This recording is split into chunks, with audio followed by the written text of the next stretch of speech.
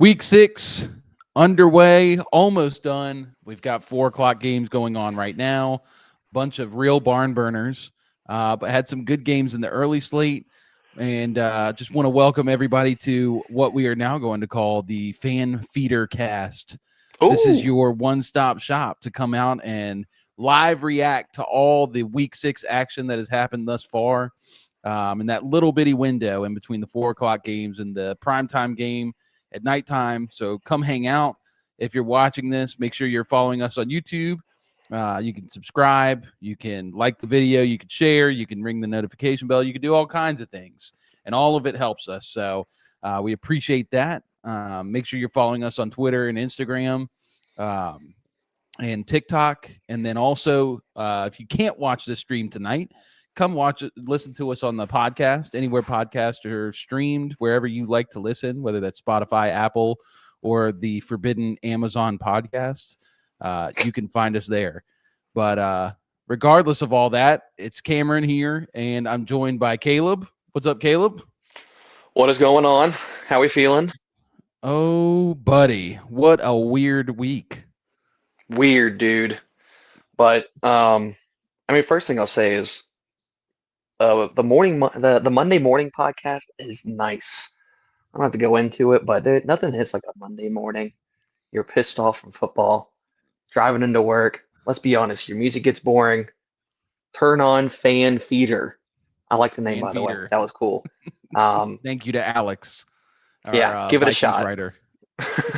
Thank you, Alex. Thank you. Thank you. Yeah, and shout out to Kendrick. Kendrick, one of the faithfuls. He's one of our writers, and he is stoked today after his Panthers took down the Dallas Cowboys on a last-minute field goal. And, bro, is Rico Dowdle Walter Payton reincarnated?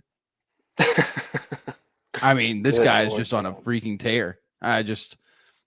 So quick story for everyone out there, just because I know people enjoy hearing some fun stuff. So me and Caleb obviously are brothers. We're in a kind of a family/friends league that we do. And our dad, who has sworn off fantasy football since like the Dwayne Bowe era of the Chiefs, he hasn't played in years. He finally decided to play this year. He joined the league, and this man, just the weirdest draft strategy you ever seen, and didn't make any sense. 2 QBs in the first 5 rounds. That's all I'll say. Yeah, 2 quarterbacks. And Jared Goff. Neither of the QBs being like a dominant quarterback. Yeah, it wasn't like a Josh Allen, Jalen Hurts. It was Jared Goof, and who was the other guy? I don't even remember. Bo Nix. But yeah. So anyway, he right now is sitting at 5-0 in the league. My wife is playing him this week. Had Scattaboo, who had a great game on Thursday night, which we will get into in just a minute. Put up 31 to put her ahead very early. And yeah, just like that, Big Dad comes back with Rico Dowdle, 33 points. Josh Jacobs, 31 points. Tyler Warren and Rashad White, both with 17 and 18. And then he's still got James Cook, Amon-Ra, and Jared Goff to play. He's projected to score 190 points this week and win by a margin of about 60. Just incredible outing by Big Dad. I mean, you love to see it. Dude, fantasy football is one of the most rewarding games to play, yet the most frustrating thing. You can do your research, listen to your podcast, do all this stuff, and then your dad comes in who hasn't watched football in over 8 years and just whoops everybody. And I'm sitting over here on the sidelines with Malik Neighbors out, Brock Bowers out, guys I'd taken late, Tet McMillan, who is starting to come on, but still kind of hurting my team. And it's just, man, I give up. What's the point? What is the point? I listened to hours upon hours of podcasts throughout the off season, just trying to get an edge in fantasy football, trying to be prepared. Yeah. And then Malik Neighbors gets his knee destroyed. Brock Bowers, knee destroyed. Pretty much any player that I've touched, something bad has happened to them. But I digress. I think it's time to get into some of these games.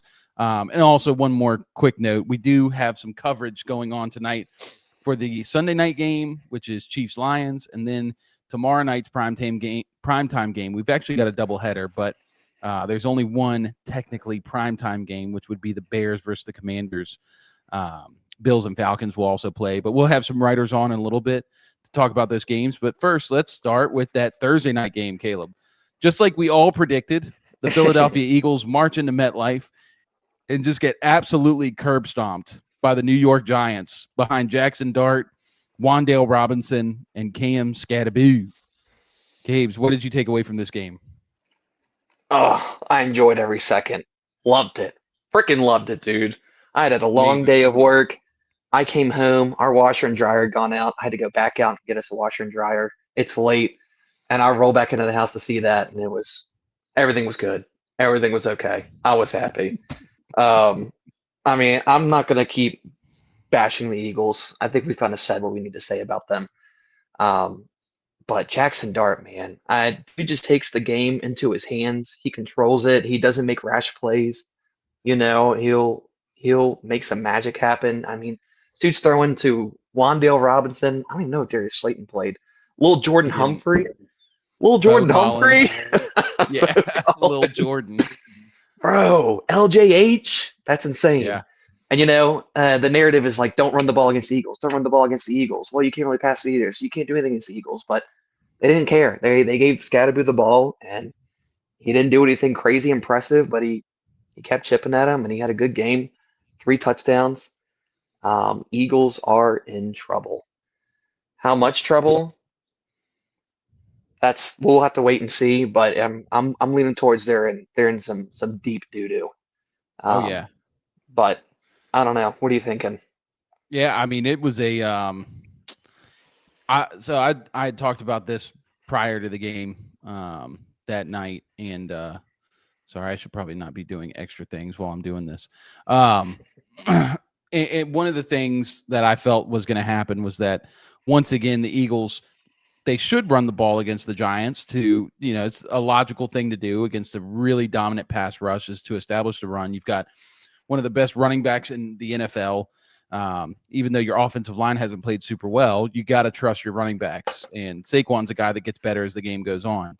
But they just keep cutting him off at the knees. They won't let him get started. He had 12 carries total in this one. Jalen Hurts had 7 carries for 13 yards. That's not good. Just really bad. And then what they did is they shifted to the pass. And obviously they're trying to make A.J. Brown, Devonta Smith happy. But Jalen Hurts is like ultra targeting Dallas Goedert because he's just open on these little dink and dunk routes. I will say his ADOT was a little higher this game, so that was good to see. If you got Goedert in fantasy football, you're happy. But AJ had a decent game. Devonta Smith had a decent game, but still Jalen Hurts missed a wide open touchdown. To Devonta, and then just couldn't convert on third downs. And there's bad play calling that was going on. That just the offense just looks like a mess. And I hate to be the guy that keeps ragging on the Eagles, but like at some point it's just got to change. And Jalen Hurts, he reminds me so much of Mike Tomlin, and I love Mike Tomlin, great NFL coach. I'm a Steelers fan, so you got to love him. But there's nothing more frustrating than when Mike Tomlin steps up to the podium after a tough loss to the Las Vegas Raiders, who Steelers were heavy favorites to beat them. And then Mike Tomlin goes on this rant and starts, hitting you with all these quotes, thinking he's Master Oogway. It's just like, stop. Like, just own up. Just be a normal human being for once. And Jalen Hurts is just like that. He said some corny stuff. Robotic, man. Yeah, it's robotic. It's like, dude, show emotion. Act pissed off because you should be pissed off right now. Yeah. Yeah. We need them to be irritated. No, a wise man's never unfazed. Shut up. Shut up. All right. I ain't trying to hear all that. I ain't trying to hear all that, bro. Talked a lot of negatives about the Eagles, but I just have to say positives for the Giants. I think they found their guy in Jackson Dart. They've got something they could build off of. I think Daboll might have saved his job. And Scadaboo if you didn't think this guy was going to be a star just early on because he ran slow and he was a white guy, you couldn't have been more wrong. I mean, you watch him with Arizona State and how much he meant to that team, not just as a football player, but as a team guy, a team builder. Football teams love this. And, just Jackson Dart and Kam Scadaboo alone have have really changed the dynamics of the Giants organization. They have. They really rallied brought back some everyone. of that. Yeah. So big deal. But anyway, let's get into some of these Sunday games. Nice. We'll go with a real snooze fest first. The Rams versus the Ravens. Surprising to see the Ravens defense step up. They did have Kyle. What is that guy's name? Great one, Cameron. Kyle Hamilton back. Safety. So the defense was a little bit better, but still couldn't stop the Rams. And then the offense was just atrocious. Final score 17-3. Rams win in Baltimore. Caleb, what do you take away from this one? I mean, what can you take away? Cooper Rush and Tyler Huntley are just horrendous. They're not going to get the job done. The defense did rally a little bit, come together. Oh my God. Sorry, really quick. Did you just see that Jamar Chase touchdown? Yeah. Oh my gosh. Guy was draped all over. Jamar Chase, this is the best receiver in the NFL. I love it. All right, go ahead, Gabe. I mean, I'm not going to really spend a lot of time on this man. We expected this. Ravens. Yep. What percentage do you give them of still making playoffs if Lamar comes back next week? Let's see. So they're sitting at 5 losses right now. Correct. Next week they I think they're on bye next week, right? They might be. That's Yeah. a good point. So bye week is next week. Yeah, bye week's next week, and then they have a really soft schedule coming out of the bye. They've got Chicago, Miami, Minnesota, Cleveland, Jets, Bengals, Steelers, Bengals, Patriots, Packers. So the end of the season is probably the hardest schedule for them. They really can't mess up. That's the big thing for them. They are on super thin ice, and those games in the division are going to be absolutely crucial. Absolutely. Obviously, Cleveland and Cincinnati don't really pose a big threat, but the Steelers in the past have had their number, and except in the playoffs. It just they can't misstep. If they misstep, I mean, there's not a lot of breathing room right now. You already have 5 losses. Really, to get into the playoffs, you can only afford like 7 at the most, maybe 8, for sure, depending on the AFC as a whole. But not much to say about this game. Did see Puka leave early with an injury, but he did come back, so that's good. Hate to see. That's the worst, dude. I won't be watching a game, and then I get sleeper messages from like a league I'm in, like, Puka's down. Dang, dude, looks really bad. Oh my gosh, this is horrible. And I'm like sitting there like, what? No. What are you talking about? I'm thinking the worst. And then, turns out he just like rolled his ankle a little bit and he comes back like 5 minutes later. Yeah. So I'm turning sleeper notifications off during the day. That's right. It's just painful. Sometimes you just have to watch ball and let it happen. Anyway, let's move to the Seahawks and Jags game. This was a really good game. A lot more defensive of a game, but the Seahawks prevail, beat the Jaguars. This was one that I did predict. I'm pretty sure I went with the Seahawks, and the Seahawks have been the team that have surprised me the most. I'm eating the most crow on. I was not very high on them coming into the season. I was not high on Darnold, especially. I didn't think that the Njigba breakout was real. I couldn't have been more wrong on this team as a whole. But Caleb, what did you take away from this game? 2 things. I know we've been saying it, but the Seahawks are for real. That offense is for real. Sam Darnold is looking incredible, man. Yeah. And none of us expected this, but they are moving the ball. I really wish they would get their run game going a little bit better, because they have some incredible running backs in the backfield. But that kind of leads me to another point that I really think Jacksonville defense is for real. I know there's a lot of skepticism through the first 3 to 4 games that they kind of were getting lucky and getting interceptions, turnovers, but I really think that their defense has stepped up this year and can withhold big playmaking offenses from doing, really, really big damage like they usually do. We just watched the Seahawks offense drop 35 last week on the Bucks. Yeah. With ease. Like Sam Darnold had, I think it was over 400. No, I don't think he hit 400 yards. I can't remember. Either way, he tore him up, torched him. But Jags defense, that's something to be excited about. Last year, that was like the worst defense in the league. And they were always playing catch up. But Brian Thomas, 8 catches, 90 yards, 1 T diddle. Well, Yeah. well. Well. What do we have here? Oh. It's so funny, and this is something I'm really bad at is holding my tongue when things start happening positively for me in fantasy football. So what I ended up doing, what I was about to do, was once Brian Thomas was starting to play well, I was going to message Dom. I'm playing Dom, our Bears writer. He's on the fantasy pod. I traded him George Pickens straight up for Brian Thomas Jr. about 3 weeks ago. Jeez. And he's been clowning me on that. He's been clowning me. And then Brian Thomas started the game off really hot, scored a touchdown. I was about to send a GIF in the chat and tag Dom and just, brag on Brian Thomas being back. And thank God I didn't, because George Pickens came back and had like 160 yards and a touchdown. I mean, Gosh, the number dude, one I receiver know. on the slate today. Just Yeah, incredible. We'll get to that. We'll get to that. The only other thing I'll say, Travis Etienne, 12 touches, 27 yards. Bashal Tutin, 2 touches, 14 yards.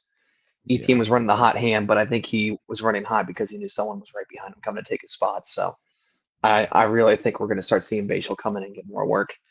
And I'm here for it. That's off. Yeah, something on that's off, because they're saying that he had a long of 8 yards on one of his carries, but I did see he had a goal line carry that he was short of the end zone. But anyway, yeah, I mean, I think honestly, I think the Seahawks D line is just so good. That defense is playing so well. I can't say enough good things about the Seahawks. And Jackson Smith and Jigba, I think, he's only a couple good performances away from being mentioned in the names of like Jamar Chase, Justin Jefferson. Like, he's playing that well right now. 8 catches, 162 yards, and a touchdown on 13 targets. Just absolutely dominant. He was the difference in this game. He was the absolute difference in this game. So and that's the big thing we're seeing. I don't want to keep taking up time, but these slot receivers are so hard to scheme a game plan for. We look back at Cooper Kupp's, Triple Crown. Of course, we got Matt Stafford, just hitting them every other play.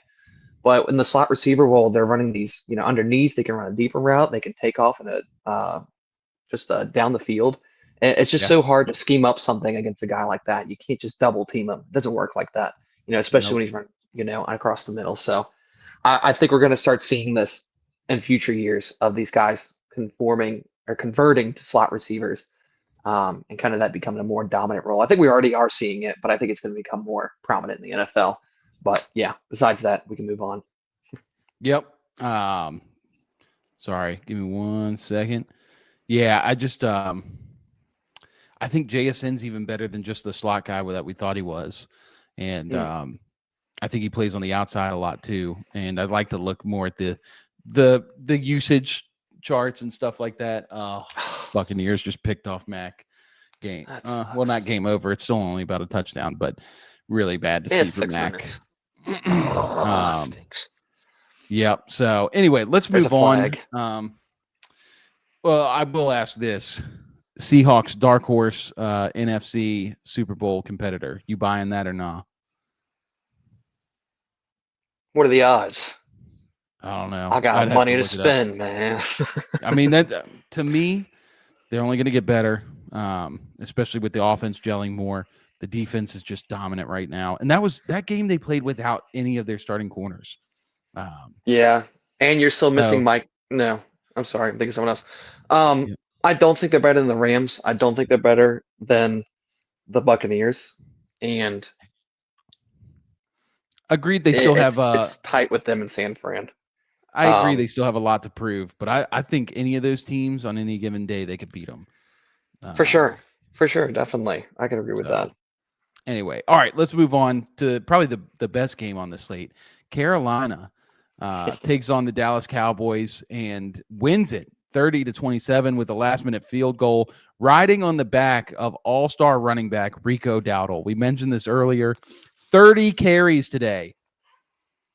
Rico! 30 carries, 183 yards. On top of that, he had 4 receptions for 56 yards and a touchdown.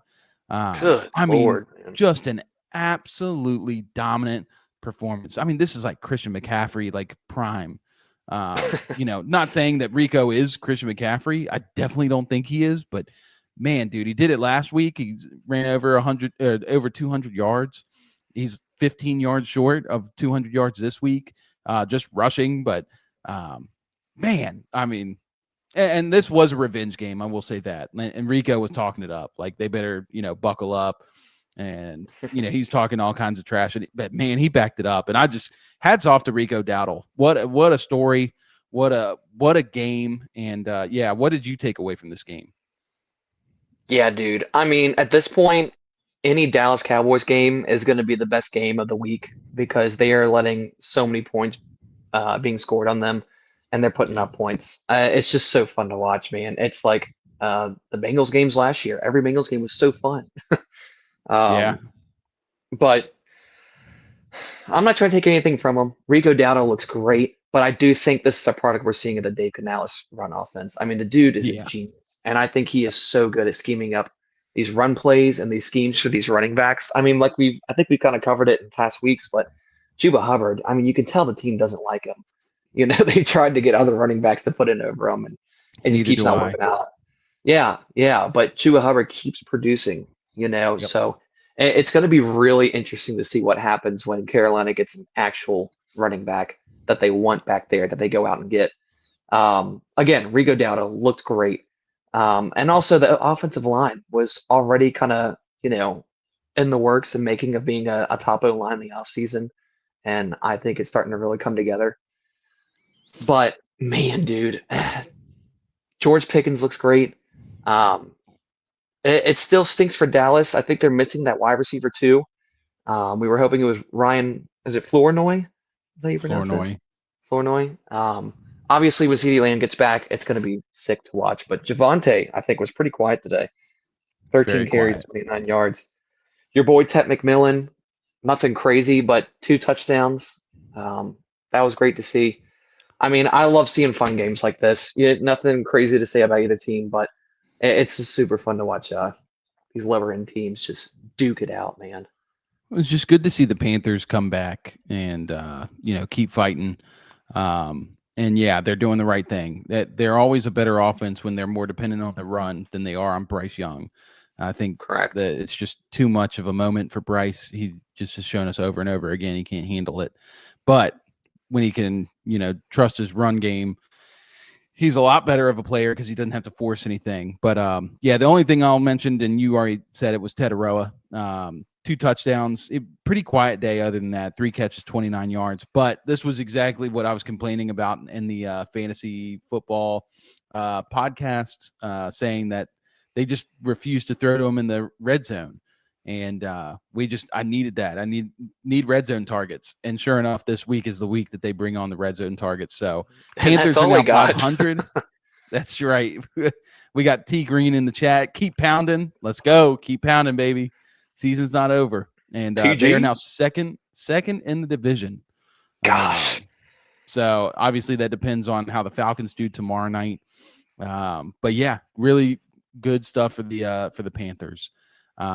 They are now 500 on the season. Moving on, we've got our boys, the Pittsburgh Steelers, taking on the Cleveland Browns in Heinz Field off the bye week. It just felt like such a trap game.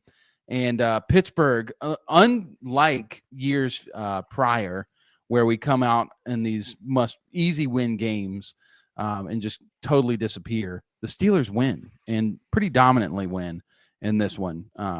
Cabes, what did you take away from this game? I mean, the boys are getting it done, man. It's nothing impressive or flashy at all, but everything's working together, and they're all gelling really well together. They're getting the run game going against a very, very tough Cleveland defense. And I was expecting them, honestly, to split Kenneth Gainwell and Jalen Warren a little closer this week, which it was not as close as I thought. And we actually saw a little more Caleb Johnson, actually. But I mean, it all just worked together, dude. I'm wondering if Pittsburgh is going to get themselves a receiver, and if they are, who's it going to be? Right. But I mean, I didn't get to see much of this game, so I couldn't really tell you how Dylan Gabriel looked. All I know is that he threw the ball 52 times. Yeah. And Quinchon got locked down. Yep. Strap. All right.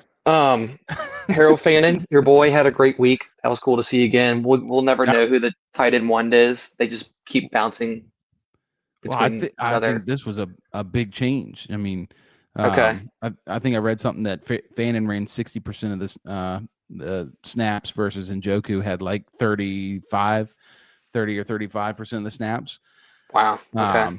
And Fannin, man, I mean, he had 2 drops. One of them He was just did. right in the breadbasket, and Oh, another one was near the end zone. That one was a little harder to catch, but I mean, Fannin was like 2 catches away from a huge day. It's happening. Like Harold Fannin's not going away. He's their tight end of the future. They love him. He provides an easy target for Gabriel, who is needing someone to lean on, and that is Fannin in this offense. So, yeah, hats off to Fannin. But yeah, Steelers, man, the biggest thing for me is that they came out and they just got business done. yep. They didn't have a bunch of mistakes and penalties and look like they were lost. I mean, they had a good game plan. They came in, they executed, and they got out of there with a win. So just really, really good for them. And Darnell Washington, I didn't recognize 3 catches for 62 yards. I love that they're using him more in the receiving game versus Yeah. knuckleheaded Pat Fryermuth. Yeah. And this is Anyway, what sorry, I won't cut you off, but this is what we expected to see with Aaron Rodgers. You think back last year, he's put in a oh position with New York. no, wait. You're not going to cut me off. You just cut me off. Yeah, I'm cutting you off. I gotta Listen say here. this, Oh, and you're gonna listen because actually I was about to shout you out, you knucklehead. did I? Um, Okay. yeah, I Sorry. was gonna say you actually had your bold prediction that Pittsburgh was going to win their division and also win the championship. Um, and Let's go. who knows, man? Who knows? Hey, man. Shoot, man. But you We look back, almost there, man. you look back last year, the Jets, and they asked Aaron Rodgers to throw so much, dude. They were a top 3 highest passing team in the NFL. And you're asking a guy who's 38, 39 to just 40. continuously just use his arm, just chuck it. And he was never really used like that with Green Bay or his career. There was always a balance. And I think this is kind of like what he's getting to. He's not forced to be throwing to everyone and throwing every single play that they're running it. They're drawing up plays that he didn't have to make something happen every single play. Um, I don't know. I just think it's cool to see that Aaron Rodgers is good when you use him in the right situation, even in his ripe old age. But I'll shut up. We'll keep going. No, you're good. You're good. No, I appreciate the shout out because yeah, Steelers. It's hard for me to believe, but I think they are very live to win the division. If you notice that I'm a little flighty right Dang now, it! Bengals are currently driving down the field. They're down by 9 to the Packers. There's 1:09 left. So I'm going to be paying a lot of attention to that. But we'll move to the next game while we're waiting on that game. Patriots and Saints. Patriots going to New Orleans to a really scrappy team and end up winning just by 6 points. But once again, Drake May looks really good. Caleb, what do you take away from this one? Yeah, the Saints are a very scrappy team, man. I'll tell you what, it Scrappy. was close the entire time. I mean, we're getting notification after notification. Drake May, touchdown, Kayshon Boutte, Demario Douglas, whoever it is. But Rattler, 20 for 26, 230 yards. I mean, he's hanging in there, man. I keep saying it, but I love the Saints offensive scheme. That fast-paced offense and not forcing things, but just working down the field slowly but surely. I think that is such a good offense for any young, newer QB to come into. Um, and it's not, I don't know how to put it, but it can help a younger guy like Spencer Rattler get into a groove when not also having to feel the pressure of pushing the ball down the field and making something happen so he can keep his job. He can just get it to the open guy, no matter where he is, and go from there. Um, but yeah, dude, Drake May is sick. New England needs to find their run game though. Yeah. They really need to get a consistent run game going. with it can be both guys. I don't care if it's Travion and Ramondre. They can split it, but as long as they're at least putting up over 50 rushing yards, they got to do something because Drake May was the leading carrier today with 9 carries, 28 yards. Yeah. And it gets you by today with the Saints, but it's not going to work against better competition. So, Yep. yeah, Yep. that's what I'm hoping they're 100% going to do agree. moving forward. So 100%. we'll see. Yeah, Saints I think have a deceptively good defense. They do. And so I didn't expect the run game to go crazy, but they're still doing this split between Ramondre and Travion, and I don't mind the split. That's the thing. Like, I'm frustrated by the usage that they're giving Travion because they keep running him, and it's like they are spamming HB dive or halfback gut. And Travion was never good in college, really, running in between the tackles. He's a guy to get out in space. He's one of the best pass catching running backs, and that's what it felt like. Is when they drafted him, they were going to use him as a weapon out of the backfield, and that Ramondre was going to be that between the tackles grinder. Right. Just a really bad showing here. Ramondre, 13 carries for 18 yards, a 1.4 yard per carry. Just pathetic. Travion did have 9 carries, 27 yards, and he added 1 catch for 9 yards. But they just really need to scheme him out in space. I think that's going to help them a lot. But good. I'm just so impressed with Drake May. He's been consistently one of the best quarterbacks in the NFL. And, Patriots got a good one. I hate to say it, but Patriots got a good one. But I do like Drake May. That's the difference. And I do too. I'm happy for him. And I will say on the Saints side, if you are a Saints fan, you have so much to be excited for in the future. Like, obviously, this is not your year, and you're running. But your offense, you're running through Spencer Rattler, who is atrocious. He is not that good, but he has been very serviceable this year, like a very serviceable quarterback. And I think that Kellen Moore is just such a good coach. I think he's called just such a good offense here. I think the defensive coach, is doing a great job. This coaching staff, if they can stick together in the next couple of years and the Saints start building and adding some, good young players, they're going to be a force, I'd say, within the next year or two. Teams can turn it around really quick. And with the fight that the Saints are putting up this year, they're not your typical 1-5 team. The difference between them and the Jets is outstanding. And so, speaking of the Jets, let's talk about that Broncos-Jets London game. Thank God I go to church. We can skip this one. Thank God I go to church and I got to miss this because this was trash. This was terrible football. If you're a Broncos fan, you should be ashamed of yourself. Ashamed of yourself. I'm just kidding. But on that topic, Broncos win 13-11. That's almost scoregami. That score's only happened twice before. But yeah, I mean, what was the stat? Like, Justin Fields didn't complete any passes really, like, down the field. I don't know. He had 9 completions for 45 yards. It's just, that's what I was going to lead with. This whole Sunday has just felt really gross.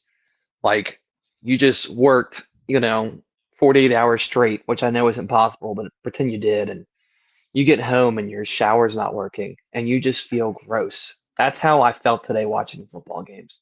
There were some bright spots. Don't get me wrong. It wasn't all bad. But, gosh, dude, kicking out strong. Where are you, men of Denver? I've been wanting to say that all day. Well, Justin Fields just put on the best version of a Kendall Hinton game, and this is a deep cut for all my Broncos fans. If you know, Kendall Hinton, the the redshirt or emergency quarterback a few years back, who was a receiver. He went in and played quarterback for one game, and I think he maybe completed like 2 passes out of the whole game, which is hilarious.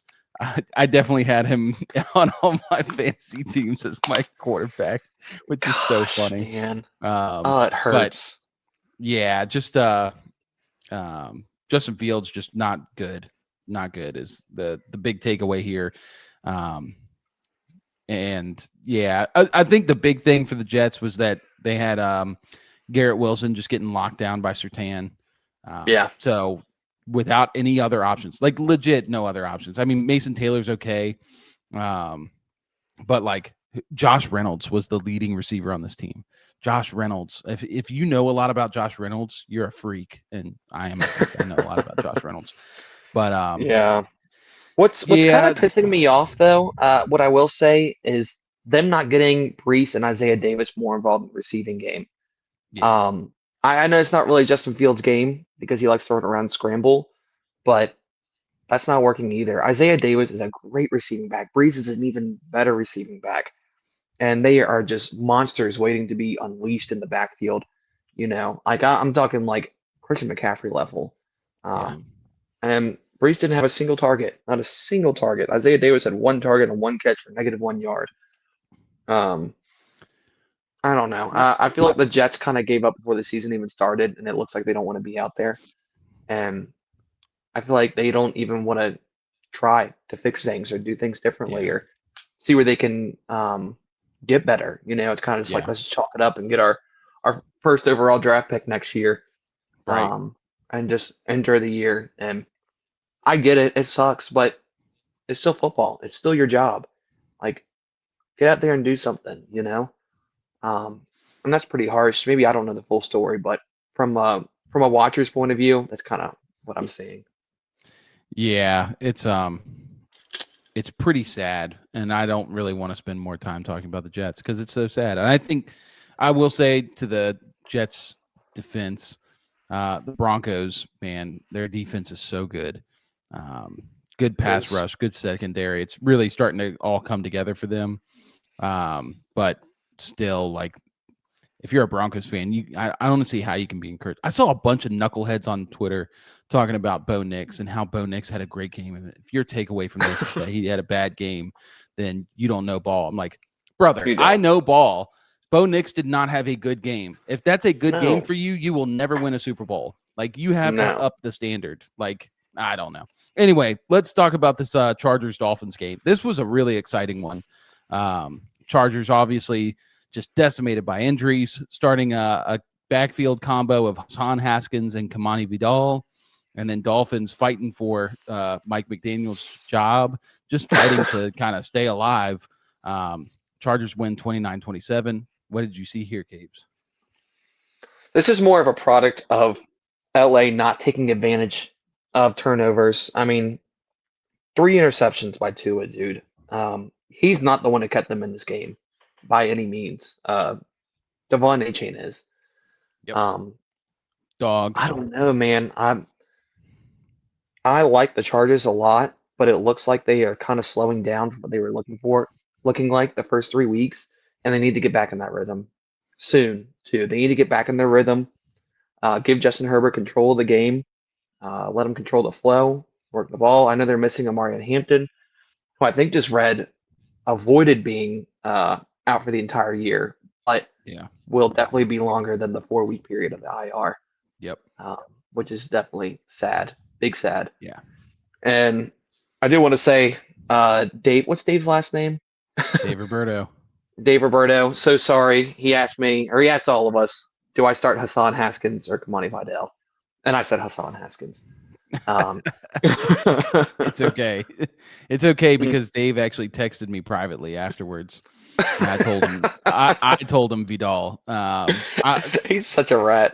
I mentioned this briefly on the fantasy show that I was a big fan of Kamani Vidal coming out. Played at Troy. I thought he was going to be pretty good for the team last year. Unfortunately, never really panned out.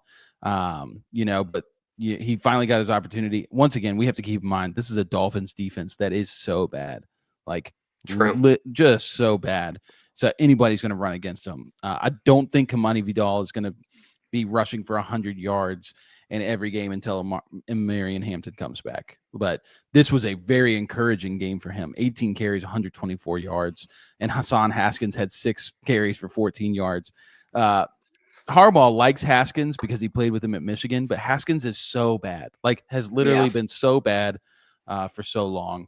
I just never saw that coming. This was a big game, though, for Ladd McConkey with Quentin Johnson out, 7 catches, 100 yards on 9 targets and 1 touchdown. Guess what, guys? He still got it. It didn't just disappear. Talent doesn't just disappear. So, and then the last thing I'll say is just on the Dolphins side, Waddle is a great fantasy asset right now. He is the leading receiver, 6 receptions for 95 yards. They're going to keep throwing the ball. And Achane, obviously, great game. 16 carries, 128 yards, 2 touchdowns. He balled out. But here's what I'm going to say, and this, I'm not going to rant, but I'm just going to lay it out there. I am so sick of seeing these videos after these Dolphins games where Tua goes up to the podium and he's answering questions, and it's like legit every time he gets up there, he's blaming everything on everybody else. Did he like really? Today he was talking about it, and he's like, well, players just aren't coming to, the players only meetings, people aren't showing up to things. And he's trying to paint this picture that the whole team's in disarray. And he starts saying that it starts with the leadership. I'm like, brother, you are the freaking quarterback of the team. Like, you have more say in these guys' lives than even Mike McDaniel to a degree. And so, you want to sit here and complain and talk all this stuff. You threw 3 picks, and that last interception, I mean, obviously the game was over, but like, you saw the Chargers, they were all playing up because they knew they weren't going to throw the ball deep because Tua can't throw it deep. They got to throw it short, and it's that easy little out route, and it just was so easily picked off. I mean, Tua is abysmal. I think Tua is not a good quarterback at all. No, I think he's a backup.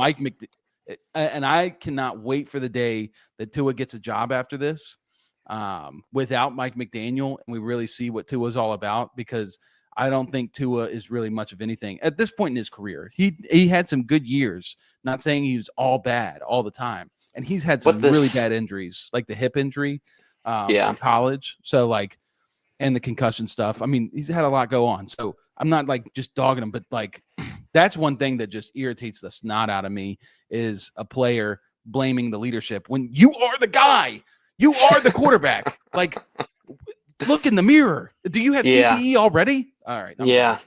No, he has the most say. You're absolutely right. I know you can have the utmost respect for your coaches, but when it comes down, it's the guy in the field who's in the trenches with you.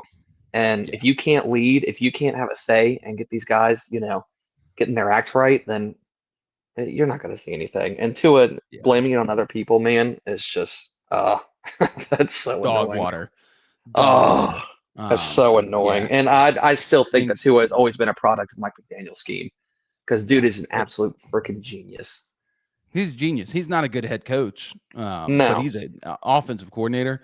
Can you imagine a world where we'll have to ask Logan this, but can you imagine a world where after this year, Matt Nagy's fired and Mike McDaniel's looking for a job, and old KC signs Mike McDaniel? Oh my gosh. Smith dude. To the freaking moon and back. Oh, Xavier Worthy. Oh my gosh. It'd be insane. Right, so let's hit this one more game before we bring Logan on to talk Chiefs ball. This is the Cardinals Colts game. This was also a very good game.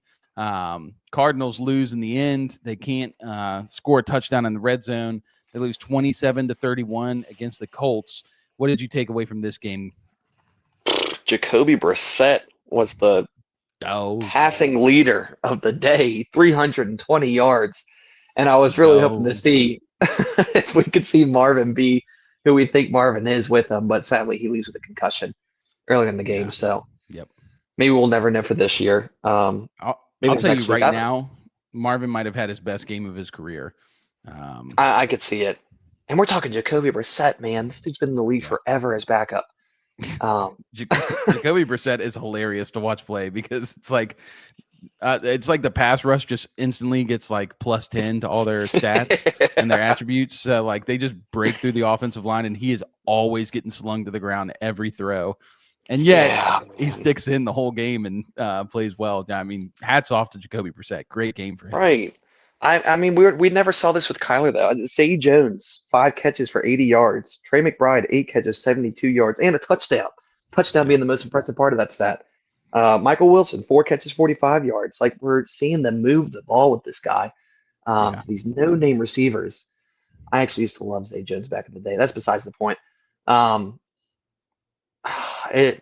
era of Kyler has got to come to an end, or at least get him somewhere else to they can work to his strengths if there are any. But Cardinals showed today that they could be a good team, that they could be a solid team with the right Yeah. guy behind center. Um, as far as the Colts go, they're for real. Jonathan Taylor's a dog. Daniel Jones is a dog. The whole offensive scheme and mindset of the defense is beautiful to watch. Um, they're going to be a good playoff team. They're not going to be a playoff team that just loses first round handily to whoever it is. It's going to be a scrap. It's going to be a good game. That's a hot take. I'm not in on the Colts. I think that No, they've played some not great teams. It doesn't matter who they play. They have played some good teams like the Rams, and they kept that game close. They are good at keeping up with teams, but their defense is really not good. I mean, they'll allow Jacoby Brissett to dice you up like that, like he's prime Tom Brady. I mean, that's just bad. They're lucky that they didn't score in the end. I mean, I think Trey McBride had a pretty catchable ball in the end zone that he dropped. Good to see McBride getting end zone targets, red zone targets, but I think the Colts we thought he was just broken. I know. We thought he was broken. We thought he was. Turns out that's Tyler. But yeah, I think I think the Colts are one of these teams that start off the season strong. I think teams will start to understand how they run their offense, and it will catch up with them a little bit. I still think they will maybe make the playoffs, but they feel like the easiest first game entry or first round exit team that I've seen. So I don't think I have anything else on this game other than Jonathan Taylor dog. And then the Kyler Murray stuff. Just I think it's pretty clear that Kyler is a big problem in this organization right now and limiting their offense and what it could be. It even makes me feel a little bit bad for how I've talked about Drew Petzik. Only a little bit. But yeah, so I hope Kyler's out next week so we get to see Jacoby again. But anyway, Adonai Mitchell was benched this week, by the way. He was a late scratch, which they could have used him because Anthony Richardson broke his eye before the game. That was crazy. All right. Anyway, let's stop wasting time. We're gonna bring Logan on so we can talk about this Chiefs-Lions game. This is gonna be a good one. Nice. Logan, what are you doing, man? Oh, I'm just waiting for this game. We got about less than an hour, so I'm just kind of waiting for this kickoff and expecting a really good game, and hopefully, Chiefs find a way to win. Despite being shorthanded on the offensive line. Yes, sir, Logan. Yes, sir. We here. Let's go. Park. How was watching today's football games for you, Logan? It was actually a really good day of football. I think the last 2 weeks have kind of been, not the best product of football, especially during the noon slate. But I thought today's games were really good. And, fantasy-wise, we're doing well. So can't really complain about the football watching today. Dude, we love a good week for fantasy football. I mean, it just gets me going. I thought everything except for these 4:00 games. They got it a little closer. Those lulled a a little bit. And, the Buka first got half hurt today. was rough. And yeah, there was Fred Warner got hurt today. There was a lot of injuries in the Tampa Bay and San Fran game. The Fred Warner one hurts. That one. Did you see him on the Manning cast last week? I did not watch the Manning cast last week. Yeah. So I love the Manning cast. I know a lot of people. You be loving that Manning cast. I do. It's fun. I learn a lot of stuff from there that I don't learn from the common announcers. But they had Fred Warner on for the fourth quarter of that game, and Fred's just super smart. He knows ball. He was calling out plays, what this was going to be. It's like when Tony Romo first started in announcing, it was like that. And so just hate to see it for Fred Warner. But anyway, let's talk Chiefs-Lions, man. This is a big one for y'all. I mean, how important is this game for the Chiefs? Oh, it's definitely important. At this point of the season, it's the most important game. You have the Broncos and Chargers each winning their respective games today. Now they're both 4-2. So a loss puts you, 2 games behind them and really 3 games behind the Chargers since they have that head-to-head with them. So obviously they have to win this game, and, they get Rashee Rice back next week, which, elevate the offense even more. But I think just if you can beat this Detroit team, I think the panic level, lowers dramatically. So I think, also it's instilling confidence, not just in themselves, but in the fans. I think, just makes this game even more important. Yeah, I would 100% agree. And this is a red hot Lions team. I mean, obviously they lost week 1 to the Green Bay Packers. They were just completely stifled. And then they've lost the last 3 games. And they won the last 3-4 games. And some of those were against trash teams, but they're just putting up points. I mean, it's like the old Ben Johnson days last year. So, I mean, when you see this game, what do you think is the Chiefs' game plan going into this game to help beat the Lions? Yeah, I don't think if the Lions score north of 30 points, the Chiefs are not going to win this game. So I think, they're going to try to get the Lions. I think third downs in this game are huge. And I think that's when you're going to see Kansas City dial up most of those blitz packages that they do. Jared Goff's not he's not a mobile quarterback, obviously. So if you can get pressure specifically up the middle, I do think that you can find success. But I think this has to be a lower scoring game if the Chiefs want to win. Yeah. Yeah, I would 100% agree. Were there any lessons learned from last week's game against the Jaguars? For Chris Jones, from your perspective. Yeah, for Chris Jones, don't stop on the play. So if there's a play like that tonight, don't stop. And I also think, I would like to see the Chiefs run the ball more inside the 5-yard line. Mahomes threw that pick 6 last week.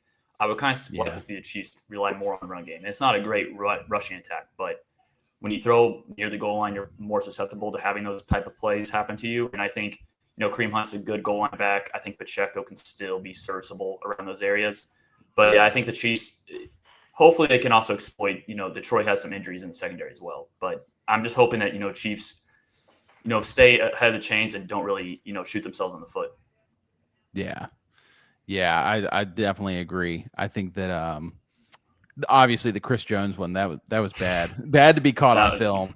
I'm sure Spags.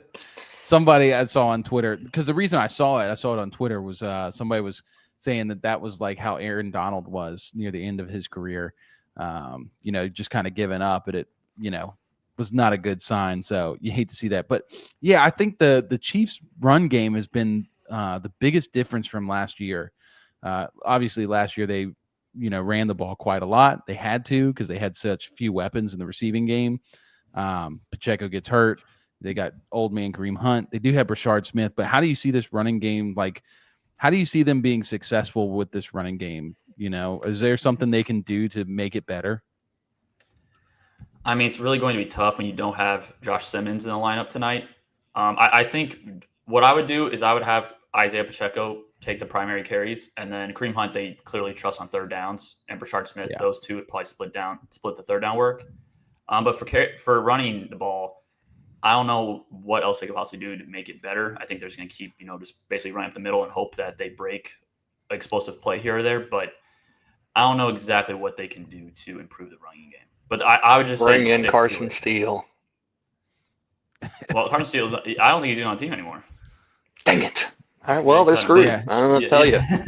What about that guy that played rugby? Oh, I know exactly. Did he sign the Jaguars? Is that the Derek Prince? Yeah, yeah. I mean, I would just say to stick with the rushing attack, because they kind of went away from it last week, and I thought for the most part those two running backs were actually pretty solid. Yeah, I think it's a play call thing. I think that was kind of the point I was thinking of when I asked that question, was just like, I think the play calling needs to be a little better, because obviously the pass game is working. Like Mahomes is back where he was 2023, like playing really, really well. I mean, probably prior 2023, because that was really 2021 was like the last time where you kind of saw, like when he won the MVP that year with MVS, Sky Moore, Kadarius Toney, Juju. Right. It's been the best since that period of time. You mean with the 49ers backups? Correct. Yes, that's a better way of putting it. Yes. Yeah, I mean, gosh, dude, Mahomes is just balling, and he gets Rasheen back next week. I mean, I know we've talked about this, how excited both of us are about Rashi. One, for, the Chiefs, but also two, for fantasy football. Caleb, I'm going to ask you on the spot question. If you're the Lions, what would your game plan be going up against the Chiefs? What do you think their weaknesses are? I love the Chiefs defense, so I can't really tear it apart in that way, but I really wish the Lions could find their running game groove again. It's been decent, and I think it's a little inflated by touchdowns right now. People think it's a lot better than it is. But I think we actually talked about it last week. We used to see like Jahmyr Gibbs, 15 carries for 90 something yards to 100. David Montgomery, same thing, 80 to 90 yards, and it was so efficient, and it took so much pressure off the passing game. And Jared Goff kind of just did what he needed to do as a pocket passer. So I'm really hoping they can really get a good run game going, and I'm not just talking just HB dive, HB blast, Yeah. some end HB arounds, belly. some sweeps, yeah, some stretches. Really get these guys moving. And I'm gonna say it again, open it up downfield. Jameson Williams. There's been some disconnection between Jared Goff and Jameson Williams. I don't know if you guys saw, it's like he's hitting them deep, but he's missing them on some plays or leading them to the wrong shoulder. And I think all it takes is just to get that back a little bit and connecting some deep throws, deep plays. And it can be so beautiful to watch. I mean, it's already really good. So it's hard to say it sounds like I'm saying the Lions offense is horrible and they need to really do these things. But there's just things they could really brush up on to become even that more efficient, to really just put a defense in panic mode, and chasing different guys all over the field, and not being able to kind of just narrow in on one playmaker or one scheme. So that's what I'm hoping for. I 100% agree. I mean, the run game for the Lions has been distinctly worse than it was last year. And even though it's successful because it's better than most other teams, it has been weird. And I think one of the big things I've noticed is they haven't been getting Gibbs out in space as much. But yeah, Gibbs is yet to have a 100-yard rushing game. And Monty, I don't think he's had one either. Oh no, he did have one. That was the big game against Baltimore. But he broke off like a 80-yarder though, so right. Would he have had it without that? And that Ravens defense was just the peak of its lows, the absolute valley. But I think they really do need to fix that run game, because I think that is affecting that Jameson Williams effectiveness, a guy they just paid a fat stack to in the offseason, and they're like refusing. It's not they're refusing to use them; they're just not getting him in spots they like. The beauty of the run game is you force, especially with Gibbs, you force teams to play up, even in the pass game, because if Gibbs catches it, behind the line of scrimmage, but there's nobody within 10 yards, then he's going to make plays. So you have to stick a guy on him. If they're not respecting Gibbs, then they're going to be draping over these receivers. And I don't think Jameson Williams is a great route runner. No. And the one thing I will say is, I'm not saying just keep throwing streak routes to Jameson Williams. I know you guys remember Mike Wallace with Pittsburgh back in the day.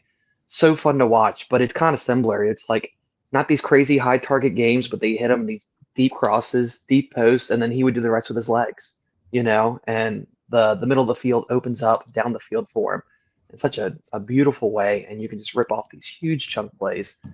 So just a little clarification on that side of things. And I do think the Lions can exploit the Chiefs' front four pass rush. The Chiefs are going to dial up a lot of blitzes, and if the Lions are able to pick those up, Jared Goff's going to pick them apart in the middle of the field. And so you could see, Jameson Williams have a big play tonight. But yeah, I agree with you guys. Like Jameson Williams, it's just kind of weird because I gave him that money, and he's kind of a hit or miss receiver. He's kind of dependent on the big play. He's not going to get the consistent volume. Amon-Ra is going to dominate that. Laporta is going to get some middle of field targets. But I do think that they can exploit the Chiefs defense in terms of, just picking up the blitzes, because Chiefs, they really don't have a pass rush to speak of. It's dependent on Chris Jones beating double teams. And, Karlaftis, he's a solid pass rusher, but I view him more as like a high motor guy. He's not going to beat guys one-on-one consistently. He kind of needs to depend on Chris Jones. So Lions can definitely exploit the Chiefs in that area. Absolutely. All right, so here's what we're going to do. We're going to go round robin around the room, giving our keys to victory and final score prediction. So, Caleb, let's start with you. What is your keys to victory for this game, and how do you see it shaking out? Let's see. I think we kind of covered them, so I don't want to keep beating a dead horse. I feel like we say this every week. But, yeah, I mean, keep letting Mahomes throw the ball, dude. I don't care who the receivers are. Just work the ball down the field. Keep getting Kareem Hunt in there. Get Rashard Smith involved, in the passing game and the run game. Isaiah Pacheco still has some juice left, like Logan was saying. Keep him honest, obviously. But I think for the Chiefs, their biggest thing is going to be on defense. I think Logan's already hinted at this, is keeping this a low-scoring game. Don't let them put up a crap ton of points on you like they like to do. And strike first, I think would be a big deal, is the Chiefs come out and strike first and go up. And then obviously on the other side of things, again, Lions run game. And do what you can on defense, try to fluster Mahomes a little bit. That's the one thing I loved seeing last week is Mahomes rushing, dude. He can run. And especially in those moments when there's nothing there and he takes off and has these chunk 10, 15, 20-yard runs, I think it's just so good for the offense. But showing the Trevor Lawrence fall play again. Love it. Don't remind me, please. Don't remind me. Stop! Turn it off! I am going to take the Lions tonight. I don't think it's going to be a crazy high-scoring game, though. I think it'd be kind of in the middle. I'm going to say 27-20 Lions. That's crazy. Yeah. That my prediction was so close to that. Take it. Since it's so close, I'll go really quick. Yeah. I think it's very similar. I think that the Chiefs have got to. They're not going to stop the Lions' offense, like Logan said, but they need to make those third downs matter and even turnovers. If they can win the turnover battle, we've seen the Lions absolutely crumble when they turn the ball over more than one or two times. So if they can do that, that would be a big help for them. But all things withstanding, I think the Lions right now are just playing dominant football. Aiden Hutchinson is looking like, Joey Bosa, Nick Bosa in their primes. He's playing lights out. I think if this gets to be a game where the Chiefs are behind, the Lions, have the weapons to stop them. And man, I curse the football gods, because if this game was week 7, we might have a repeat of that Rams Chiefs game from 5 years ago. It's one of the greatest games of all time. It would have been so fun, especially with the Chiefs defense not playing so well right now. But yeah, I'm going to go Lions as well. And my prediction was 27-21. So almost dead on with Caleb.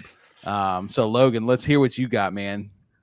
Man, this game is so hard to predict for me because, my heart says Chiefs. My head says the Lions. But like you guys said, the keys to the game, I think, for Chiefs, you have to get pressure on Jared Goff. I think that's, for me, that's when I think of this game, that's the number one thing that comes to mind is getting pressure on Jared Goff. And offensively, I think they're going to have to go to the quick passing game. Josh Simmons isn't in the lineup. Jalen Moore's playing at left tackle. Aiden Hutchinson, as you guys said, can wreck a game. And I do think he's going to move around along the defensive line. You have Juwan Taylor, Jalen Moore. He can take advantage of both those matchups. And so I think offensively, just Chiefs, quick passing game, don't lean on the run game per se, but, don't go away from it.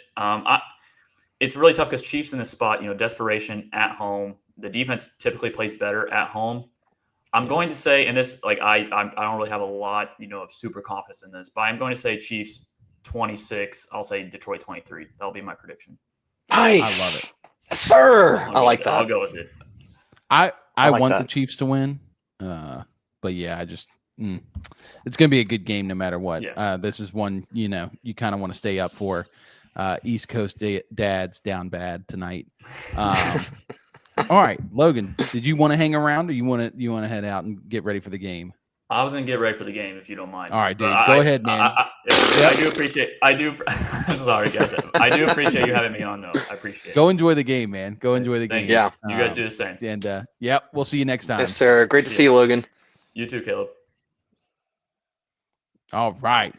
I was hoping That he would game's say in the Chiefs. books. Yeah, me too. We like got to that. have some difference in here. Now do. we're going over, speaking of the Lions, going to talk about the Bears-Commanders game. Ben Johnson with a big game in prime time, seeing if he can reverse the curse from last year's Bears-Commanders game. And to talk about this one, we're bringing on our man, Mr. Dom Orico. Dom, what is going on, my man? What's up, guys? How are you? I'm feeling pretty good, man. I got to check that fantasy score before I say anything else. Well, yeah, Big you're- Dom, shut him down, man. I can't take this no more, bro. I ain't trying to hear him yap like that, man. Sorry, keep going. No, I said I think Cameron's still beating me, so I can't say anything right now. So Dang it. You weren't listening at all earlier, were you? no, I just came on. I was Okay, getting cool. everything set up. So I was telling people that we were talking about the Jags game and how Brian Thomas came on pretty strong, played pretty well, especially early on. And I was like, right after his touchdown, I was drafting up a comment in the group chat on the fantasy league to basically dunk on you. I was going to tag you, and it was going to be a gif of somebody posterizing another guy and me just showing the Brian Thomas victory lap. And thank God that I didn't do that, because George Pickens absolutely blew Brian Thomas out of the water. So I watched it. I saw that in the first quarter, and I'm like, oh no, like Brian Thomas is actually like producing now, so I can't even say anything. Like I was gonna say, oh, thanks for Pickens, but it did me no good. And then by miracle, Pickens, did George Pickens things without CeeDee Lamb. So yeah, Gosh, dude, man. my favorite play of the entire day. George Pickens caught a pass, made a defender miss, and starts turning up the sideline. And he had two plays like this. The first one, he hurdled a guy, which was just hilarious. And the second one, the guy was coming up to him, and Pickens like has the ball like protected, and then he just like holds it out to the side like this. And instead of stiff arming, he just smacks the dude. I saw that, dude. Oh man, it was just Pickens so good. is such a dog. Golly. crazy. All right, but anyway, let's talk about this Bears-Commanders game. Dom, how was this game last year for you? Like, what was that experience like? Pure pain and agony. It was 15, and I was just doing my homework on this, and I knew that I would have to relive some of those, traumatic experiences watching this game, because, number one overall pick and then the number 2 overall pick going at it. It was a super exciting game last year. It was 15-12 with, I think, 3 seconds left. And Jane Daniels absolutely mossed, not even mossed, just threw it to an open guy in the end zone. Miraculous. Everybody else was out of the end zone for some reason, and he found his open guy. And it was actually Tyreek Stevenson, our number 1 cornerback, and we'll get to that later, one of my game points. Yeah, it was tipped, wasn't it? Was it tipped? It was tipped by him, and it was. That's right. Okay. Well, that clip is so funny from him, because he's like over by the stands in the end zone, like back to the play, and the play starts rolling, and he's still like hyping everybody up, and then he turns around, and he's like, "Oh snap!" Runs over, sees the ball, he's like, and it's right to Noah Brown. Oh, it's so good. It's just like it's such a Bears way to lose. I think the Bears have like the silliest way of losing. The double doink, or just that mess that happened last year. So just almost as bad as the Chargers for the last like decade. Yeah, you can't say that today though. They got the 29-27. What is what it was. So can't say that today. So got to give Chargers fans their flowers. Yeah, they pulled through on that one. But all right, so let me ask you this. How important is this game for the Chicago Bears? Super. I think super important, because you're establishing that you can beat legitimate opponents, because not for nothing. Cowboys are high scoring, high flying offense, but their defense isn't great. Vegas, had trouble with the Titans in the first quarter just an hour ago. So I know they beat them by 10 points, but you're beating a team that has legitimate wins, and this is going to really showcase whether you can go against those top teams, go against the Lions, go against, I was going to say Baltimore, but not Baltimore this year. Those top tier teams where Caleb can pass for those, because he was having trouble last game against the Raiders in that Max Crosby that pressure, and that's really, really big for this game, because obviously both teams aren't great rushing defense wise, but it's going to be really big to see if Caleb can actually start getting his passing together. You see that in that Las Vegas game, Max Crosby was really disrupting his pass and his flow throughout his routes, trying to figure out what receiver he's passing to. So it's just really interesting to see how is his passing game going to evolve? And I think that's just the Bears kind of storyline for the entirety of the year. Yeah, no, I would definitely agree with you on this, that this is a big game. It's prime time, Monday night, playing the Commanders. They lost embarrassingly to them last year, but this is a new coaching regime. This is like, showing that they've grown, and this is a big one, a big moral victory if they can win this one. What do you expect for the Bears coming out of the bye? Is there any big changes on the way? I definitely do. I think it's going to be a lot more put together, smarter passes for Caleb, a lot more smarter, secure plays. We're talking just offense, defensively. I think that they did really, really good against the Raiders, but they still need to fix a couple of things. And I bar that a little bit with injuries. You have Jalen Johnson out. You have TJ Edwards out. I think you have Tremaine Edmonds still out. So you have a lot of your top guys out. And I think they're going to try and figure out, okay, we have all these guys out. Let's see where and who could be that guy at this position. Let's see who could fix edge right now, who could fix that middle linebacker spot, because that's Noah Sewell right now, who's playing really, really well in the run defense, but pass wise, they got to figure out who's going to be that number one Mike spot as well. So just, I think, really fine tuning the little things that they need to figure out. Cause I feel like, I don't know, you stop me if I'm wrong, but over the past 2 weeks, they've looked pretty well. And it's, despite being bad teams to beating, it's very encouraging that they're beating these teams. Well, so 2 weeks ago was the Cowboys, right? Mm-hmm. Yeah, so that's a big game to go up and hold that win, especially with all these injuries that they've had. To stop the Cowboys, Cowboys are just playing lights out, even without CeeDee Lamb. I think they found their groove now. And then last week against the Raiders, obviously they win the turnover battle.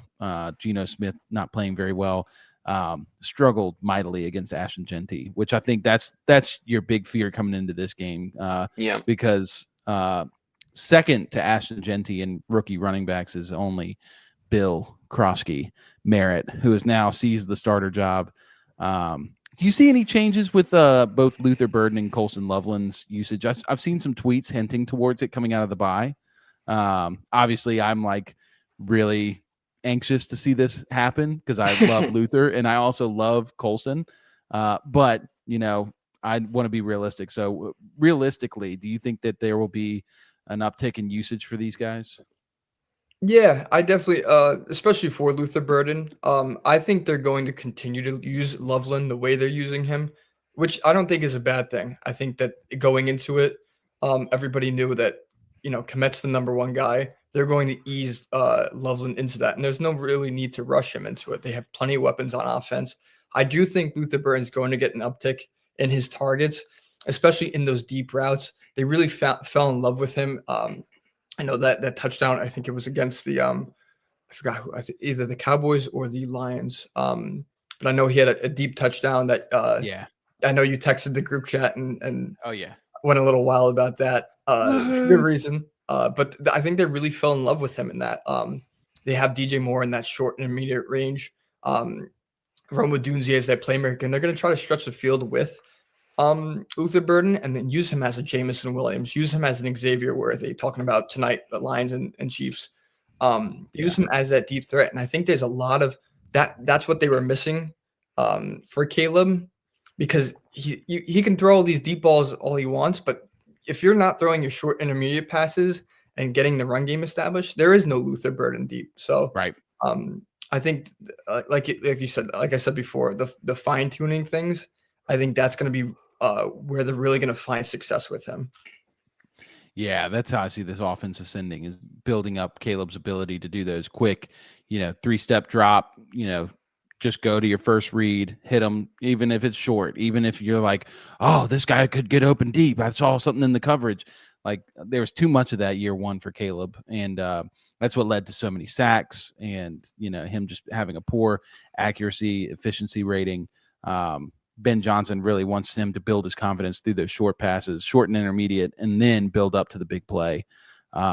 So, all right, with that, let's give our keys to the game and then final score predictions. And I'm going to start with Dom on this one. What are your keys to this game for the Bears, and what would you say are your final score predictions of this one?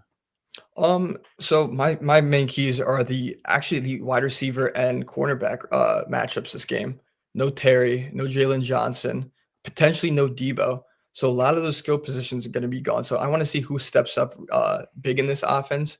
I believe they have Marshawn Lattimore, the Commanders. So it's going to be interesting who he matches up with. If he goes on Odunze, where does more go in this offense? And I just want to see how the on defense, how the Bears stop this run. Bill had a fantastic game last week. He's the workhorse now. I want to see how they stop him, because this, like we said before, this is such a big test to see if they could stop him. But regardless of that, my score prediction is going to still be a heartbreak. I think it's going to be 26-23. I think for the Commanders. I think I narrowly edge them out. But it's going to be. I think it's going to be a very, really close game. Nice. Okay, that's a good game. Very good. All right, Caleb, where are you at on this one? I still think that people are very low on the Commanders' offense. Maybe I could be wrong, but it feels like there's still just not enough talk on Jaden Daniels. I know there's a lot of people saying, "Oh, sophomore slump, here it comes," and all this stuff. And I'm not going to come out and say that he looks exactly like the burner he was on last year. But I don't think he's too far off it. And I think once he hits his groove and his stride like he did last year, he's going to be really hard to beat. That being said, the Bears, I think the big talk is their run game, like we've already kind of touched on, so I'm not going to waste any time. But I think getting JCM going, I think he can tear them up. And I think Jaden Daniels on the other side, running the option plays, is going to tear him up on the other side of things. And he doesn't have to make any big plays down the field, honestly, if he doesn't want to. I think they could just eat off of that alone. And then the Bears, I think the biggest thing is turnovers and Caleb Williams staying disciplined. I think that's the big story of Caleb Williams, is stay disciplined, even if he does throw a pick or is a little, flustered, catching some sacks, whatever it is he's got to stay home. He's got to keep his head on him, and not give up, to stay in, keep throwing the smart passes, and keep making plays, because it looks like, reading some stats here, that the Bears just haven't really gotten a very solid run game going so far this year with DeAndre Swift. So there is pressure on Caleb Williams to perform. But we don't, there's no expectation that he's going to be taking the Bears to a 14-2 team this year. So if he can take that pressure off himself and keep a level head and just go out there and play with his talents and his skills and lead his team as a smart, strong leader, I think that'll go far away from him. All that being said, I'm down on the Bears. I think it's going to be a bit of a blowout, 31-21 to Commanders, and I think the 21 points comes late in the game for the Bears when nobody's really playing much anymore. But yeah, that's where I'm going. All right. So we got two guys going for the Commanders. You know what that means. I got to roll Bears. Before I hit my prediction, Dom, is there any updates on a potential trade for running back for the Bears? Have you seen anything? Did see that. I know we talked a little bit on our last podcast on Tuesday about Kamara possibly going, and I think just today I seen a report that he denied any possible trades to any other teams, which included the Chiefs. So they always say that, bro. You can't believe all that. I ain't trying to hear that, bro. But he does not want to stick in New Orleans. You cannot tell me Kamara wants to stick. I ain't trying to hear that. But for now, no Kamara. There was talks of Breece Hall. I think we talked about that. I don't think that the Breece Hall thing would really make too much sense. It's kind of the same thing, like DeAndre Swift, Breece Hall. So it's not not anything that we would really need. It's just giving up more capital than on a running back. We could draft like a Jeremiah Love in this next draft or somebody else, but nothing, no reports yet. We've got a come on, be bruh from some knucklehead in the chat. Don't know who that is. Weird guy.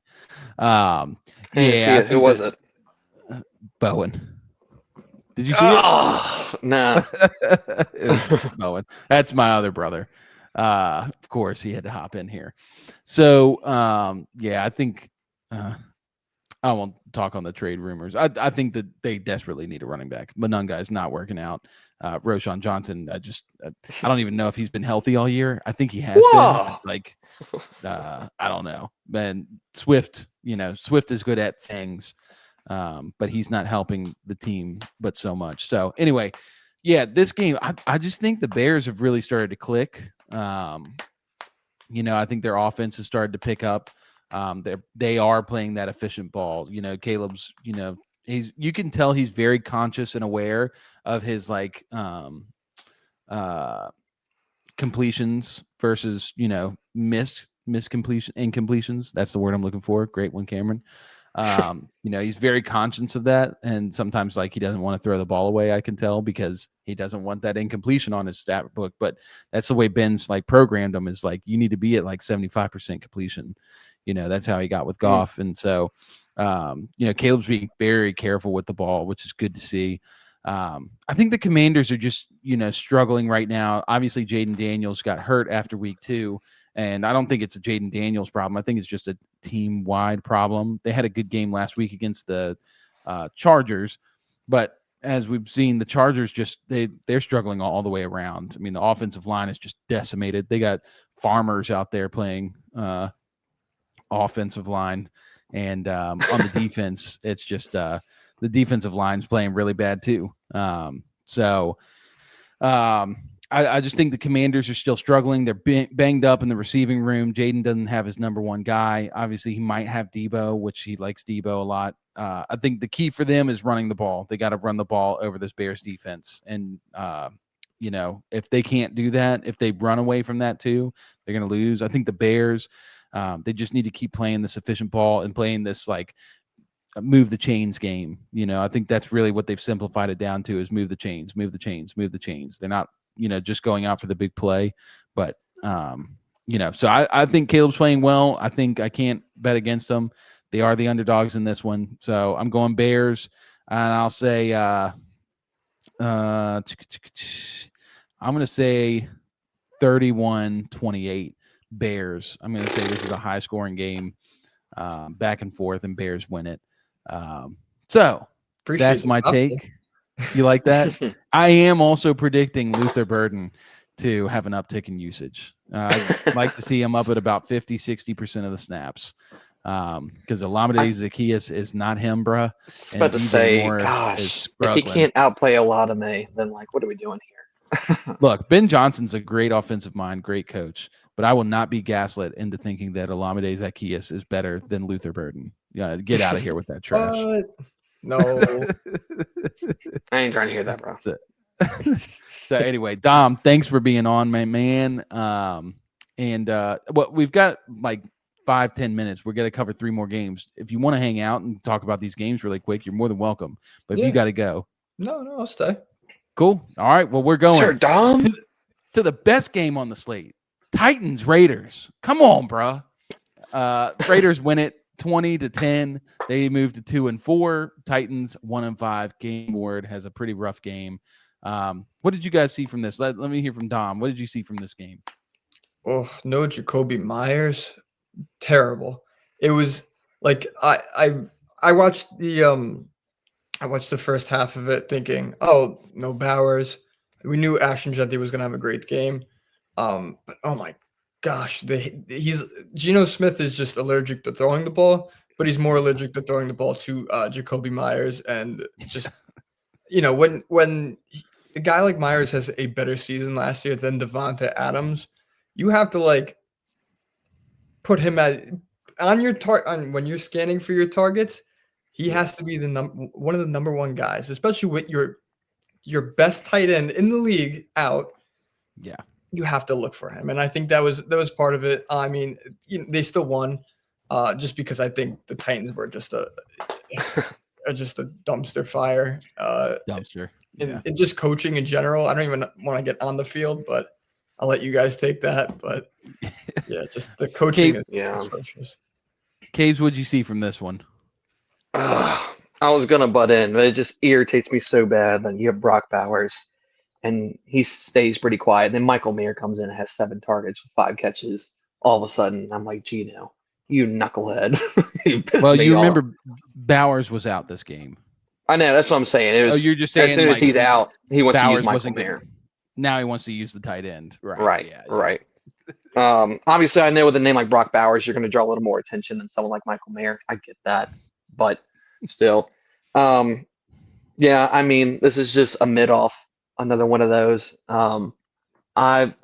There's moments in the game with Cam Ward where he makes a play or a pass that look really good, and I don't know if it's enough to hold on to say this is our guy, but you can't help but not to notice that the guys around him are failing him.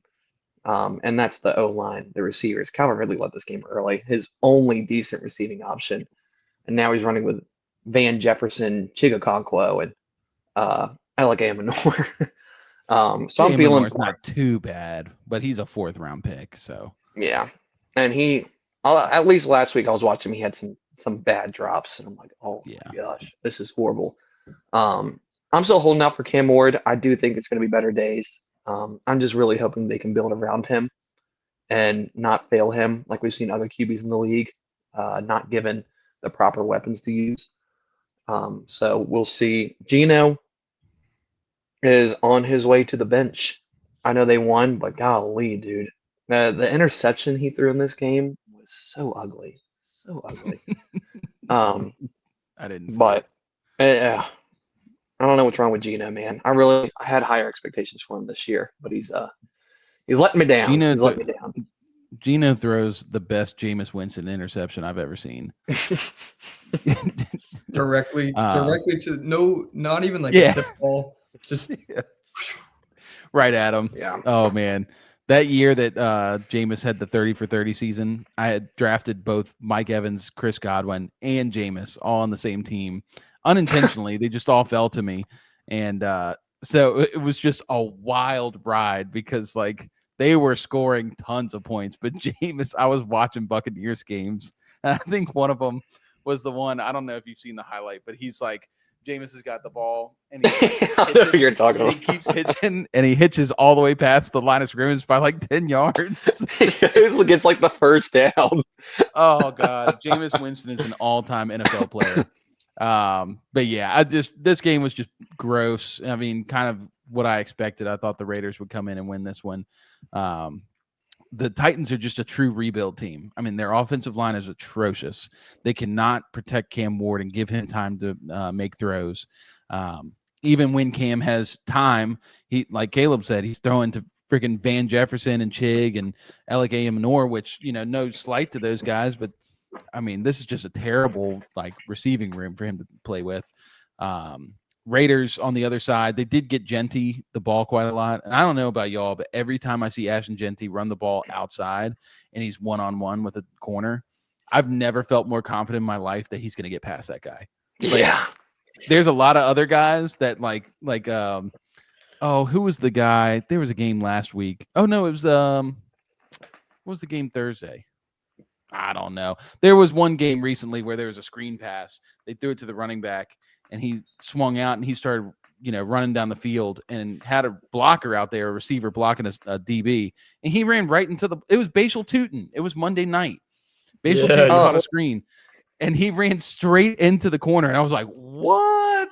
What is Bashal doing? Like, but yeah, this is just a gross game. I did see, speaking of the Bears, trade rumors that the Bears had reached out to the Titans about availabilities for players. So it could be Justin Simmons, D-line.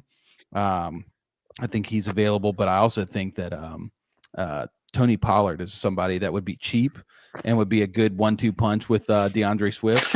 And I'm not a huge Tony Pollard guy at all. But, they literally, it's only Swift. Monungai has done nothing. So they just need some extra help. Maybe they get Tajay Spears. That would be more exciting, but he's pretty redundant with DeAndre Swift. So anyway, let's move from that game. Going to Green Bay and Cincinnati. Of course, Green Bay wins this one 27-18. There's a little hope at the end. Joe Flacco looked terrible to start, which, give him some grace. The guy, just got off the plane in Cincinnati like 3 days ago. So props to him for learning the playbook that fast. Caleb, was there anything that stood out to you about this game? Jordan Love sucks. That's about it. Yeah. No, I'm kidding. I'm with that. I mean, dude, it's the Bengals defense, man. We're watching everyone and their mother torch them. And I know that the scoreboard says 27, but I feel like Jordan Love had many opportunities to take better advantages in this game, and he didn't do it. He's just a product of the system and the players around him. I know everybody is very excited for Matthew Golden, who had 3 catches for 86 yards. I'm not very convinced. I was not high on Golden, and I'm still not very high on him. I think his ceiling is like a Zay Flowers, honestly, in my opinion, or like a Hollywood Brown at his prime. I could be wrong. Who knows? I know a lot of people love him, but I'm not really there with him. Josh Jacobs is still doing Josh Jacobs things, so good for him. But yeah, it's fun to see that the Bengals actually stayed somewhat competitive with Joe Flacco, and it was his first game with him. I think I expected a little bit less, to be honest. So I was a little encouraged by seeing that. So hopefully they keep it up. Yep. Dom, what did you see? No, I pretty much agree. I have a different kind of outlook on Golden. I would love to see a game with him and Jordan Love where Jordan Love isn't completely, wetting the bed. Right. So I definitely I could see You might not Caleb's ever get that in this lifetime, Dom. Yeah, maybe Just a not. heads up. As a Bears fan, it makes me a little happy, but I do Yeah. like to see when players, break out and have really good games. So I For mean, sure. yeah, I do. I agree with Caleb. I really think that Jordan Love needs to play better against a team like this because he's not going to get the Bengals every single week. So that one touchdown, one interception could look like one touchdown and 3 interceptions for 100 and something yards. So it very well could be a little wake up call to Jordan Love. I was very impressed with Joe Flacco. He had a very, very, simple stat line, but no interceptions. He looked solid. Gave Jamar Chase 94 yards. Yeah. So If, that. As a Bengals fan, you have to really love that your quarterback is targeting your franchise generational player. Along with T. Higgins, he had 62 yards. Chase Brown's still Chase Brown. The Bengals defense, tried to held their own. I still don't believe in the Bengals defense. I don't think anybody does. Packers defense, it was a little underwhelming. Very. Like I expected a lot from them. This game especially. It's okay, Dom. You can say it. They suck. The Packers just suck. Yeah, I'm trying to sugarcoat it a little bit, but a lot of their top guys, like Micah Parsons, no sacks. I think he had 3 assisted tackles and no tackles. Dude. Yeah. Like it is very like underwhelming to see that. And in a division like the NFC North, you gotta be a little bit better. Like that defense is not gonna hold up against the Lions offense. It's not gonna hold up, as crazy as it sounds, against a healthy Minnesota offense when all things are running. So very, very underwhelming from the Packers defense, I must say. But yeah. Let me ask you guys this real quick. Who do you think is the better team and who would win right now between the Packers and the Colts? Colts. I'd say after seeing today, I'd say 100% the Colts, just because they have everything. If you watch their games, everything is running full cylinder. They know there's no panic. You don't see when you see like a Packers team, you see Jordan Love, sometimes he panics. You don't. There was a play today that Daniel Jones had where they ended up 3 and out, but he scrambled out left, and he threw it like a simple check down to Jonathan Taylor. Got like 2 yards, but on like a team like this on the Packers, that would be a sack for like 4th and 14. You wouldn't even have a chance to go for that 4th and 2 if they wanted to go for it. So it's just simple things like that where you're clicking on all cylinders. Like the Colts are clicking on all cylinders. They have everything going for them. So that's just me, but I don't know what Cam has to say about that. I like it. I think the all Packers great and would powerful probably- Steve. Yeah, all great and powerful Let's hear Steve. it. Delicate Steve. I prefer Delicate Steve. Okay. Yeah, no, I think the Packers would probably win that. They don't suck as a team. They just suck to watch. Like the worst game of the 2025 season would be if the Packers met the Philadelphia Eagles in the NFC Championship. Oh my God. Like, bro, I can't even tell you how bad that would be. Like, Jordan. So yeah, I think the Packers would win that game, but in a very boring fashion. Because the Colts defense sucks, and I don't trust Daniel Jones to close out the game. Yeah. Against a good defense. But did you guys see the Anthony Richardson news? I don't know if you guys saw. Yeah, he broke his eye somehow. He broke his orbital bone with a one of the leg like elastic band things that you put around your legs. It snapped up and hit him in the orbital. So Anthony Richardson is out. That guy is absolutely made of glass. Like, just so sad. I loved Anthony Richardson coming out. Like, I did too. That dude, and for like a physical specimen, like he's 6'4", like 250 pounds, and he's getting hurt by a elastic band. Breaking news: AR's Achilles heel, elastic band. It was just bad. And I'll say this on this game: the Packers, like Matt LaFleur, is the worst kind of like NFL football terrorist. He literally like has come in. He's like the good looking guy. He's got like the perfect coif hair. He's young. He's from a Shanahan system. But this offense is so gross. Like Jordan Love goes out. They draft this guy in the first round to Matthew Golden. And this is his breakout game. 3 catches for 86 yards. I had knuckleheads in the chats of my fantasy leagues telling me that he's him. Like that Matthew Golden him after this game. Bro, he got 3 catches and 5 targets. He got the same amount of targets as Josh Jacobs. And this always happens with the Packers where the season progresses. They go get this new receiver. They got this new guy who's got a lot of hype. And then it just always ends up being Romeo Doubs, who has 9 targets. And Romeo Doubs is the alpha of this offense. So gross, so disgusting. I hate the Packers. All right, next game and last game to cover before we go watch the Chiefs and Lions. 49ers, Buccaneers. Buccaneers end up winning. Buccaneers are 5-1. They win 30-19. Man, Buccaneers are on a tear right now. And did Ibuka leave the game? Like never came back? Yeah, he's out. He was out of the game. That's stupid. Like Baker Mayfield is just stupid good. But y'all go ahead. Let's hear from you first, Cabes. I'm not even going to say much. Right now, I'm going to say that Baker Mayfield is playing like the best QB in the league. I'm not saying he is, but he is playing like he's the best quarterback in the league. MVP, absolutely. And I just have to take really quick. I don't want to interrupt you, but no, you're good. I have to shout out Drew Pollinger. I don't know how to pronounce his last name. D. Pollinger. He's in one of my fantasy leagues, and his hot take before the season was that I need to review it. We're going to review all the hot takes here in the next 2 weeks, but it was something about the Buccaneers going to the Super Bowl and Baker leading them to the Super Bowl, and Baker having like an MVP level season. And I mean, I was not there on that, but like Baker is playing lights out right now. No Bucky Irving, no Emeka Ibuka, no Mike Evans, no Chris Godwin. Like he's throwing to Cameron Johnson, shout out, good name. Sterling Shepard, Tez Johnson.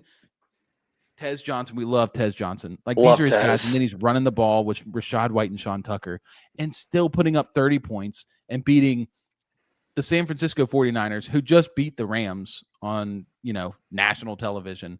I mean, dude.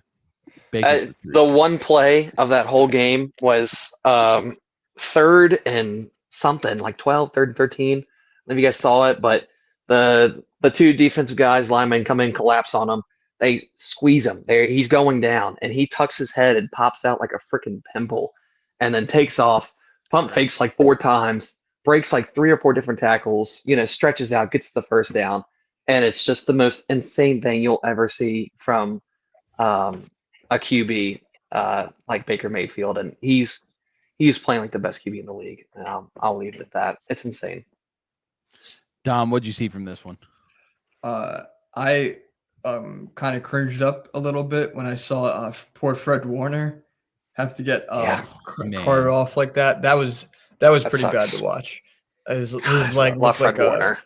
Yeah, it's season ending. I'm just reading it now. It's a season ending, and that I have to do. I must say that both these teams, even the 49ers who fall to the 4-2, it's so impressive to see these teams have these type of seasons where everybody's hurt. Bosa, Fred Warner, the entirety of the receiving core. Kendrick Bourne is their number 1 receiver by their quarterback. A lot. I was yelled at last week on my fantasy page putting that Kendrick Bourne is a risky start. And when somebody was like, well, you should have known that Kendrick. How would I have known if Kendrick Bourne, the Patriots non-legend, was going to be the number 1 wide receiver for the 49ers and Mac Jones would be quarterback? If you told You're me an expert, dude. You gotta know these things. Come on now. My bad. Chop. My data wasn't right that time, but just hearing about all this. That's why I love the NFL. Like this, telling somebody that Mac Jones would be throwing to Kendrick Bourne on the 49ers at the beginning of the season sounds like a like a fever dream. But Black Mirror episode. Yeah, exactly. Like I just do really appreciate both these teams, and like you said, Baker, I would have him in an MVP race right now. I wouldn't even mind if somebody said he's if the season ended right now, he would be the MVP. I wouldn't mind that one bit. Yeah, by far. Yeah. So the unfortunate thing for Baker is just like the bad seasons. But like, if you were to take this all in a vacuum, just look at the stats. I've seen people do this on Twitter. It's like, here's QB1, here's QB2. Here's their stat line. Which quarterback you choosing? Almost everybody's choosing Baker. And once you see his face, you're like, oh, God, it's Baker? But Baker is such a dog. Like, I mean, Baker's playing at the same level as like a Josh Allen, Patrick Mahomes right now. And I mean, not more. Everybody was saying he was going to regress this year. He had a statistical outlier of a season last year, and I was one of them. That was like the take I was the most sure on. And gosh, man, I mean, he's just doing it. And he's doing, like, I cannot stress enough how big of a deal it is to do it without Emeka Egbuka and Mike Evans and Chris Godwin. Like, to do this with a guy named Cameron Johnson, who is not on any dynasty league or on any dynasty roster. Maybe Sterling Shepard's on there. Tez Johnson is for the sickos. He is for the sickos. Dog.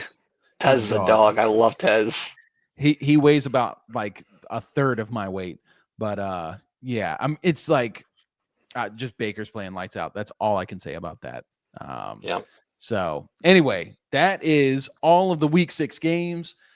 Sunday night football is underway right now, so we are going to log off. Once again, if you are watched this, you've enjoyed it, leave comments, let us know what you think.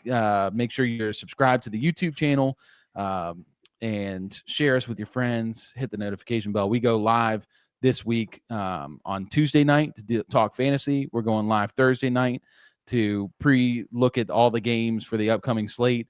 We'll be live next Sunday as well. Follow us on Twitter, Instagram, TikTok at FanFeed Network. And then also listen to us on your drive into work or your drive home from work on podcasts. Anywhere you listen to your podcast, look up FanFeed Network. But for me and Caleb and Dom, we are FanFeed Network, and we're signing off. We will see you all next time. Enjoy the Sunday and Monday night games. Peace. Good stuff.